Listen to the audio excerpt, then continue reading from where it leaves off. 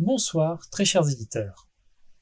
Comme nous l'avons vu précédemment, la fin de l'Antiquité est marquée par la fondation du nouvel empire d'Édélia, mais aussi la chute simultanée de celui de Cordalie.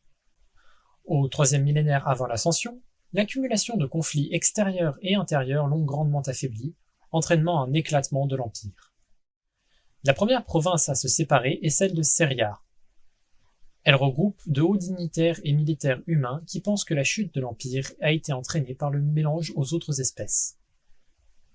Son positionnement géographique coupe l'Empire en deux, et, progressivement, les provinces du Sud suivent cet exemple, comme la République de Lodran.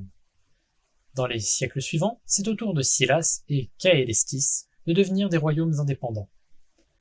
Du Grand Empire ne reste plus que la croix, sa religion, désormais bien établie sur le continent, et la province abritant la ville désormais sainte de Cordalie.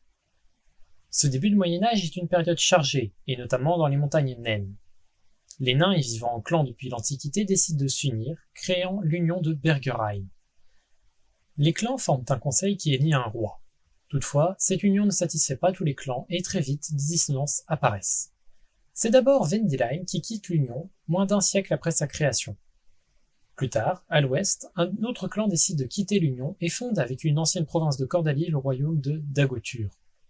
Ce nouveau royaume a la particularité d'alterner de monarques entre une famille naine et une famille humaine. Malgré ses débuts difficiles, Bergerheim parvient à se stabiliser et à prospérer par sa métallurgie, réputée mondialement. Plus au nord, un roi Vult a une inspiration divine et décide d'unifier les peuples. Il forme pour cela un ordre de chevaliers issus de nombreux royaumes et tribus.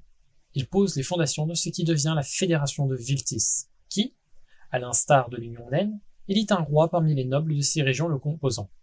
Néanmoins, si Bergerheim a réussi à se pacifier, Vultis a connu nombre de conflits internes, bien plus qu'avec ses voisins.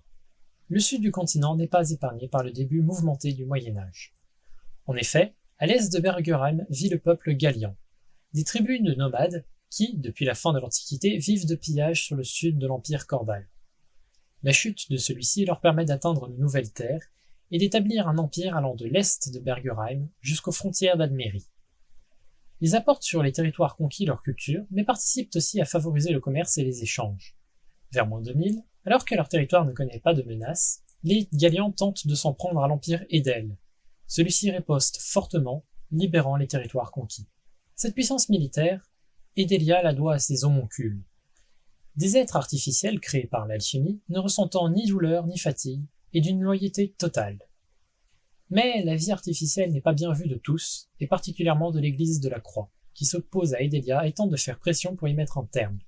Face au refus Édel, l'église déclare les homoncules une hérésie, et incite ses fidèles à la guerre sainte. La Fédération Vult répond à cet appel et se lance dans une guerre qui dure près de 200 ans, de moins 801 à moins 628. L'armée Édel a beau être grande et puissante, les mages de Vultis leur offrent à terme la victoire. L'Empire doit se débarrasser de ses homoncules, et une certaine rancœur se développe entre les deux. Les répercussions du conflit font trembler tout le nord du continent, et, pour pallier à une nouvelle guerre, des alliances se forment, à l'instar de l'Alliance des Quatre, pacte de défense et alliance économique de Caelestis, Silas, Vendilheim et Salorim. Cette alliance entraînera nombre d'avancées et de grandes découvertes, mais cela, nous le verrons dans une prochaine vidéo.